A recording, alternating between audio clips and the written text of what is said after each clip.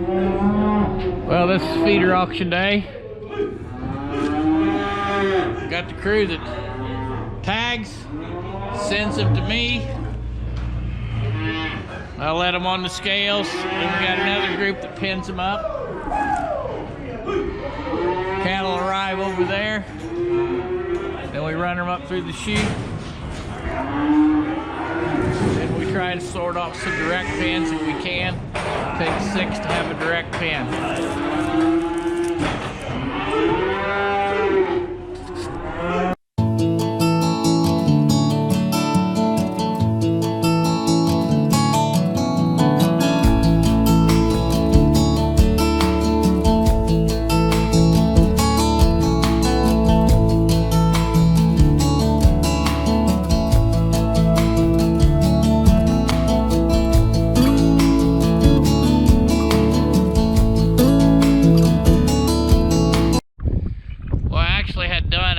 Facebook Live on Friday the 29th about what a nice afternoon it was after really having some kind of nasty weather. Stock Fun is a 410 calf right there. That 414 calf, that white one, is out of the cleanup bull, which is a Angus bull, so that's kind of surprising. Was out of a white cow, obviously. The other black calf over there, that is a Stock Fun as well. And then the little peach colored calf is a Peace of Mind, and he is out of a Here I Am cow. As I move on around the pasture, that is an I-80 calf there, one of the more recent ones born. And a little education, I guess, on how I tag my calves. The first number is the year, so 2024, all those calves have a 4 beginning with them, and then I start in birth order. So the first calf born in 2024 was tag 401, and that's how I tag things. So the last calf that was born is 418, and as I've mentioned before, I think there is 6 more cows that should calve.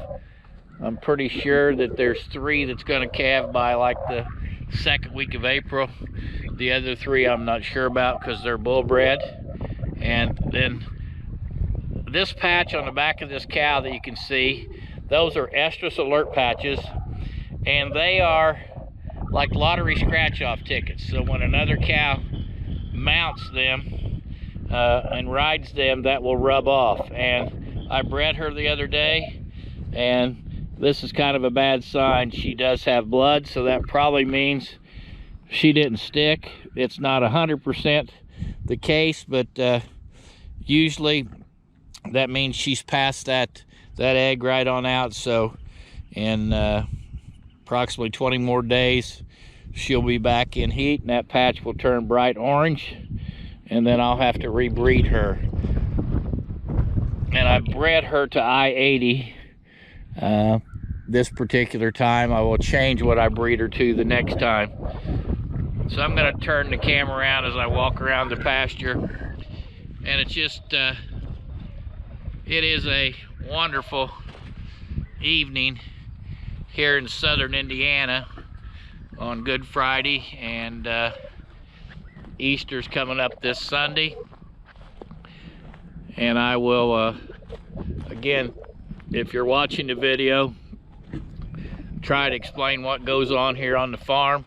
I will have a little better AI videos later. I know the last one I posted, it didn't show a lot. I just needed to move the camera into a better position. Cows, again, all pretty content. And as I move the camera around, there are some cows down by the bale feeders munching in on some hay. So the operation here is nothing like the ranches I follow out west. Andrea Fleming for one, and Sunny Farms in South Dakota. I think Andrea Fleming is in Minnesota, and the Sleep Ranch in South Dakota as well. and I have actually been to the Sleep Ranch. And just kind of a side note, in May, I'm going to have Andrea Fleming on as part of the Indiana Beef podcast that we do once a month. So if we can work that out, she's agreed to be part of the podcast, and just kind of let the folks here in Indiana, or wherever you listen in from, what things are like in other parts of the country that have maybe quite a bit bigger cow herds. I think on the most recent video, I think they had 86 or 88 calves that's been born, 6 sets of twins, if I remember correctly, and they're not quite half done calving. So, you know, I've got 18 calves, I've lost 1, and 6 more to go. So the operation that I have compared to some of those others is just quite unique. So that's a little update on the 29th, and I'll add more to the video later on in next week. So again, that's what the afternoon has been like here in southern Indiana at Fescue Farm. Hey, good morning everyone. It is a Saturday morning. Another nice day here in southern Indiana. Also, I must say, it was a Good Friday night with a Purdue Boilermaker win. But having said that, it's still the grass with our temperatures and kind of the moisture's down just a little bit. It's time to put out some more hay, so that is the task this morning. 3 bales to the cows and 1 bale to the replacement heifers. Well, this is the trip that I make to get to where the hay is stored. These are the last 2 bales that are here, and I have about I think 16 bales or so left in a barn about 3 miles from the house, so I'll go pick those up the first of the week, or maybe yet this weekend. So I just drive down through a little path through my woods, and it connects down through this grassy bottom right on up to the hay field, and that's where I store the hay, at the edge of the hay field. Doesn't take long. Works a heck of a lot better when it's dry. It can get a little soft down in the valley there, but not too big of a deal. Well, the next bale goes out here to the replacement heifers, and I'll try and get some of that filmed. There's 9 of those, and I'm probably only going to breed 5 of those, and I'll probably hold 4 of the younger ones over for fall breeding. I normally don't do much fall breeding, but I just don't like the size of these heifers. I like for them to calve at 24 months of age, but I think the saying is they need to be 3/4 of their mature body weight, and I'm not sure that these heifers are there.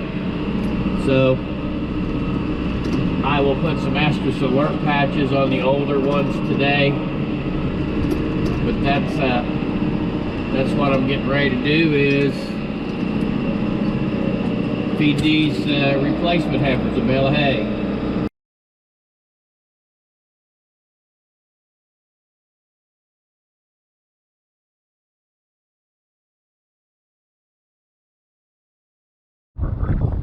Well, the next project is working on the fence between my neighbor and I, and they, as cows come in heat, they start pushing against this high tensile fence and pop steeples out. So what I'm going to do is make sure all the steeples are in, and then I'm going to hook up my solar charger and take care of that problem.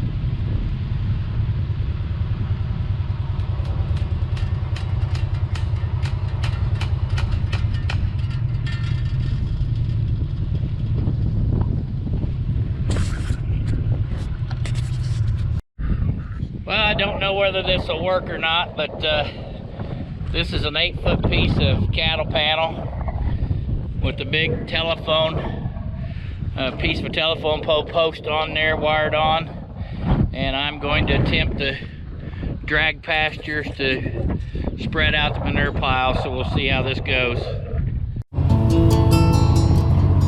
Well, I'm out doing the evening cow check. Again, watching for heats to see if anything will need to be bred in the morning. Abby, the boarder, she likes to ride along in the gator. Sometimes she'll run alongside the gator, but we've been all over the farm today, so she's had a lot of exercise. I did get the pasture drug and the manure piles all spread out, so that was a good thing. The homemade drag that I had, it was about completely tore up by the time I got back to the main part of the field, so but at least it is done. Get a little fertility out in the field. It looks like nothing's happening out here as far as Estrus. Again, just a little update. About half of my cow herd is purebred Angus. The other half is commercial cows. I do have some quarter blood and half blood semis. So I do breed for mostly maternal, although I do try and breed for a few clubbies each year. So, evening check, everything's quiet.